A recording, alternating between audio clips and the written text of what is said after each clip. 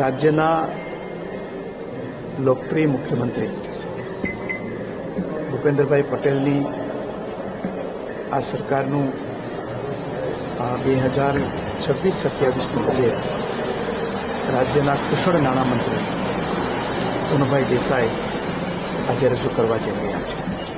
પ્રધાનમંત્રી નરેન્દ્રભાઈ 2047માં વિકસિત ભારતનો સંકલ્પ આપ્યો છે અને એના માટેના અનેક આયામો અને અનેક ગોલ આપણે સર કરવાના છે. અને વિકસિત ભારત બનાવવું હશે તો વિકસિત ગુજરાત પહેલા બનવું જોઈશે અને વિકસિત ગુજરાત બનાવવું હશે તો આપણે ગુજરાતનો દરેક પરિવાર વિકસિત હોય એ માટેના ગોલ આપણે નક્કી કરવાના હશે. આ બધા જ ગોલ પ્રાપ્ત થાય અને ગુજરાત ઇન્ફ્રાસ્ટ્રક્ચરની રીતે, કૃષિની રીતે, ઉત્પાદન ક્ષમતાની રીતે, હેલ્થ, આરોગ્ય, પર્યાવરણ, આ તમામ ક્ષેત્રની અંદર જે ગોલ અપાયેલા છે એ સિદ્ધ કરવા માટેનું આ જરૂરથી બજેટ હશે.